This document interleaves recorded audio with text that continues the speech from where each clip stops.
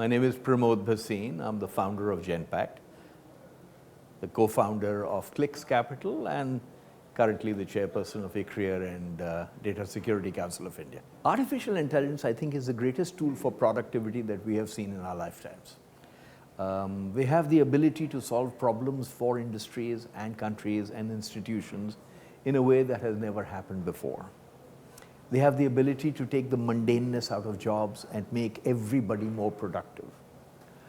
There is a huge fear around artificial intelligence, which is stoked by everybody, but the fact is, all technology, new technology revolution has created new jobs, more jobs. Think about computers, internet, e-commerce, everything. All of it creates more jobs. So will artificial intelligence. Of course, there have to be guardrails, etc.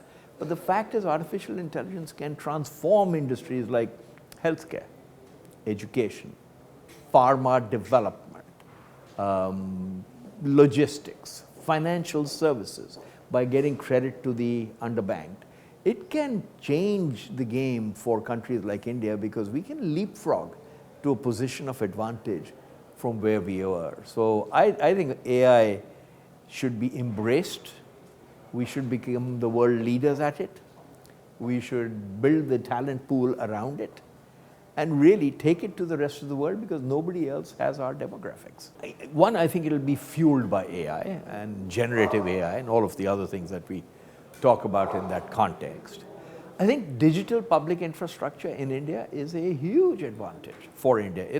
It's revolutionizing the delivery of services, ONDC, the tech stack, the India stack, all of these have the potential to change the game substantially for our marginalized people, people who don't have access to healthcare or education, people who couldn't get financial services. All of a sudden, all of them are within reach.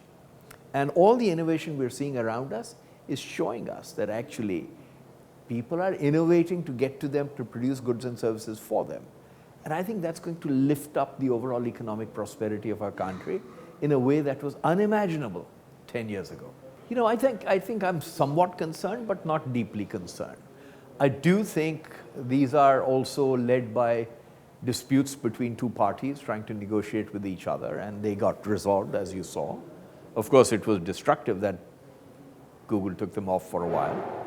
I'm more concerned about the monopolistic power of many of these platforms that exist, that we all use. I don't use them.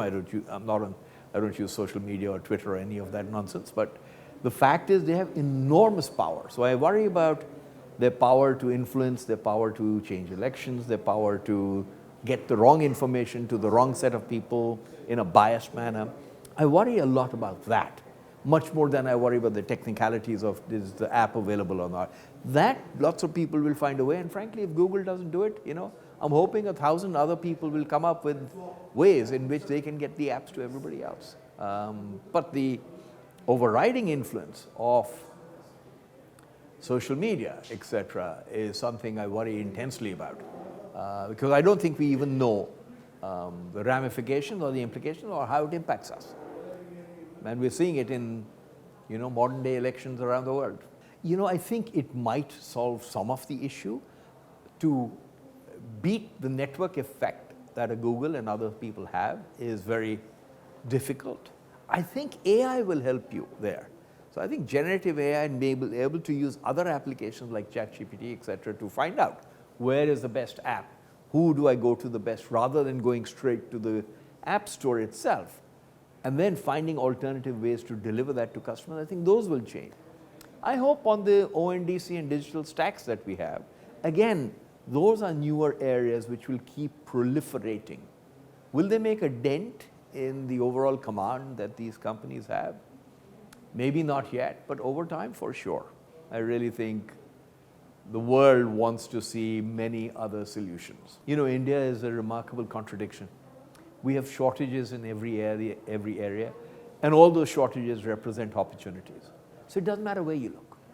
If you look at oil exploration, climate change, medicine, healthcare, education, financial services, industries, we have huge gaps. Retailing, products. Every startup can think about how we fill those.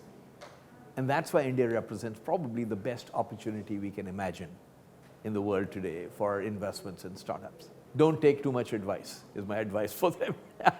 Listen to your heart more than anything else, and find a few people who you trust and who you're willing to listen to. There's too much advice being given by everybody. Many of them haven't done much enough themselves. So find somebody close to your heart who listens to you, and listen to your own heart. Don't listen to too much advice. I never did.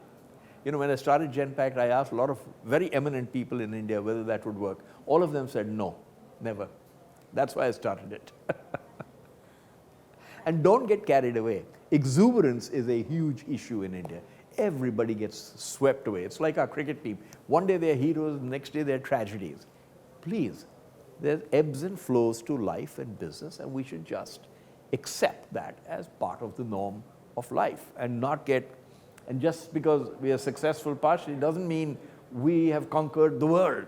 We've done nothing. We've built a small, medium-sized company. There are millions of them. We must remember that and just act accordingly.